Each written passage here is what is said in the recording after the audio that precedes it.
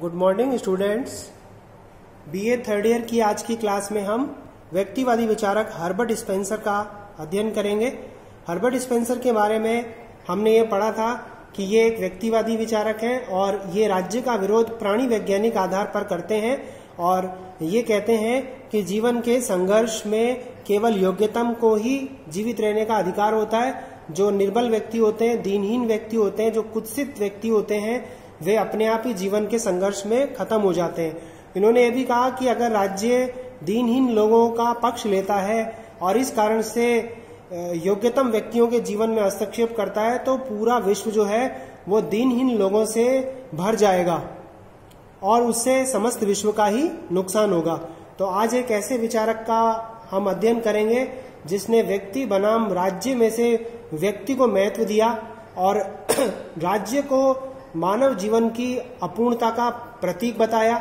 उनकी जो रचनाएं थी उन रचनाओं में हमने शासन का उचित कार्यक्षेत्र के बारे में पढ़ा है, जिसमें उन्होंने कहा कि राज्य का कार्यक्षेत्र न्यूनतम होना चाहिए और मानव जीवन जो है वो एकाकी है और उसमें बहुत सारी बुराइयां हैं। उन बुराइयों को कंट्रोल करने के लिए राज्य का अस्तित्व होना जरूरी है। यह एक आवश्यक बुराई है। समाजशास्त्र के सिद्धांत, राजनीतिक संस्थाएं और इसके अलावा एक निबंध विधायकों के पाप उन्होंने लिखा था, जिसमें उन्होंने संसद की प्रभुसत्ता का विरोध किया और कहा कि विधायकों ने जो कानून बनाए वो उनके अतीत काल की गलतियों का परिणाम थे, इसलिए भविष्य में भी इन विधायकों पर विश्वास नहीं किया जा सकता। तो आज हम हर्बर्ट स्पेंसर के बारे में पढ़ेंगे। हर्बर्ट स्पेंसर एक ऐसा व्यक्ति था जो अपने माता पिता का भी स्वयं पर प्रभुत्व स्वीकार नहीं करता, जो अपने माता पिता का भी स्वयं पर प्रभुत्व स्वीकार नहीं करता और उसे आज्ञाकारिता शब्द से चिढ़ थी। उनके जो चाचा थे थॉमस स्पेंसर, उन्होंने राज्यत्व के प्रभुत्व का विरोध किया, मतलब राज्य के प्रभुत्व का उन्होंने विरोध किया था और अपने पूर्वजों से राज्य के विरोध की भावना उनको मिली थी। तो उन्होंने अपनी रचनाओं के माध्यम से भी यह बताने की कोशिश की कि राज्य का कार्यक्षेत्र न्यूनतम होना चाहिए और व्यक्ति और राज्य में से वो राज्य को महत्व देंगे, इस प्रकार की बात उन्होंने कही है। इसके बारे में मैंने बताया आपको विधायकों के पाप। फिर उसके बाद में उनके जो विचार हैं वो देखते हैं हम कि व्यक्ति में विश्वास करते हैं लेकिन राज्य की सत्ता में अविश्वास करते हैं। व्यक्ति की सत्ता में विश्वास करते हैं लेकिन राज्य में वो विश्वास नहीं करते, क्योंकि उनके अनुसार राज्य अयोग्य है। राज्य व्यक्ति की आवश्यकताओं की पूर्ति नहीं कर सकता। राज्य जो है वो मानव जीवन की अपूर्णता का प्रतीक है। सबसे आखिर में देखिए मैंने क्या लिख रखा है कि स्पेंसर क्या कहता है, राज्य दुर्गुणों की संतान है। राज्य दुर्गुणों की संतान है जिस पर अपने जन्मदाता का चिन्ह अंकित है। राज्य दुर्गुणों की संतान है जिस पर अपने जन्मदाता का चिन्ह अंकित है। इसका मतलब है कि राज्य से वो नफरत करते थे।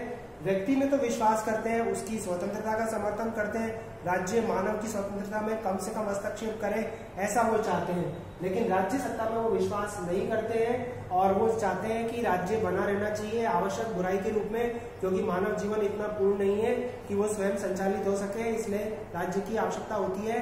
साथ ही उन्होंने कहा कि जैसे युद्ध को करना राज्य के लिए आवश्यक होता है, वैसे ही राज्य को बनाए रखना व्यक्ति के लिए आवश्यक होता है, क्योंकि उन्होंने यह भी कहा है कि व्यक्ति जो है वो सामाजिक प्राणी ना होकर एकाकी प्राणी है। एक ऐसा एकाकी प्राणी का समूह है राज्य जो स्वार्थी है, जो अहंकारी है।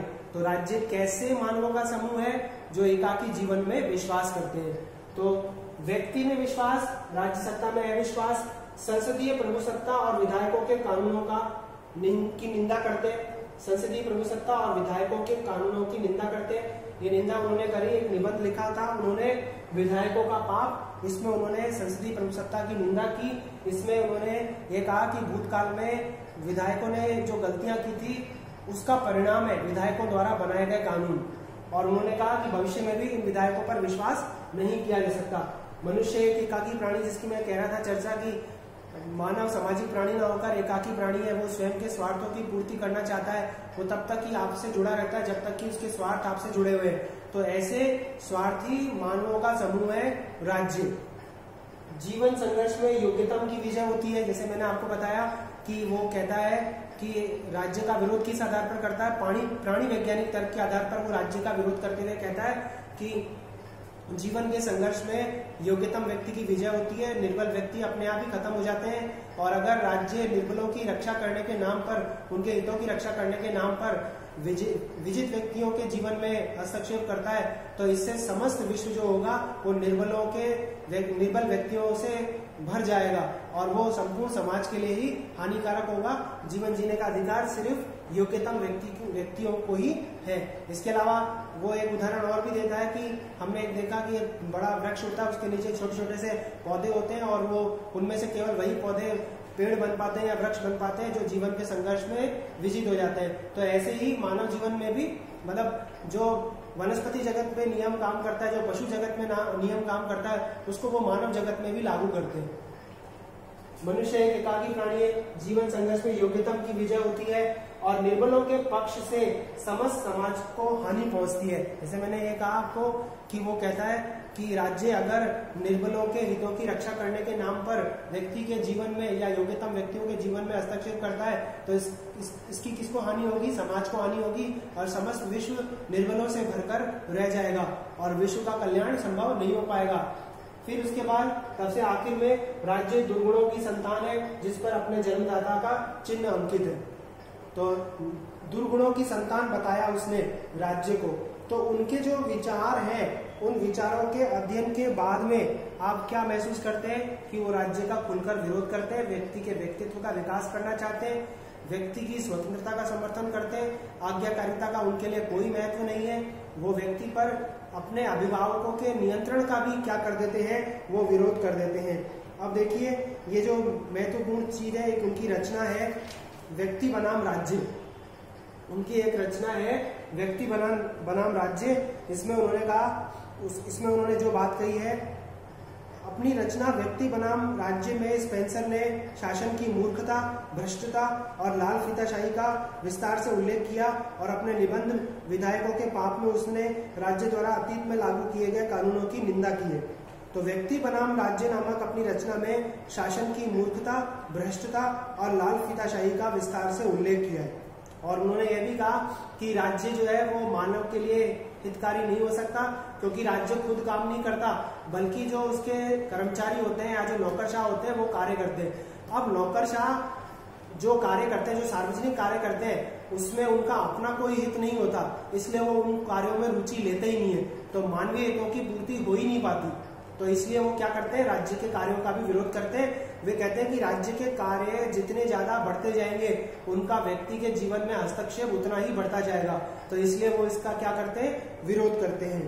तो ये जो चीज आपके सामने आती है, इससे हम ये कह सकते हैं कि वो व्यक्ति में तो विश्वास करते हैं लेकिन वो राज्य की सत्ता में विश्वास नहीं करते और मानव को क्या मानते हैं, एकाकी प्राणी मानते हैं, और राज्य को किसका समूह मानते हैं, ऐसे ही एकाकी प्राणियों का समूह मानते हैं। अब अगर हर्बर्ट स्पेंसर के विचारों की हम आलोचना करें तो हम ये कहते हैं कि प्राणी वैज्ञानिक आधार पर उन्होंने जो राज्य का विरोध किया है कि जीवन के संघर्ष में किसकी विजय होती है, योग्यतम की विजय होती है, यह बात सही है, लेकिन निर्बलों को भी जीवन जीने का अधिकार समाज को मिलना चाहिए या समाज निर्बलों को भी समाज में जीवित रहने का अधिकार देता है। और सरकार और संविधान इसीलिए होते हैं कि समाज में शक्तिशाली और निर्बल दोनों आसानी से अपना जीवन व्यतीत कर सके और दोनों को अपने व्यक्तित्व के विकास के लिए अवसर प्राप्त हो सके।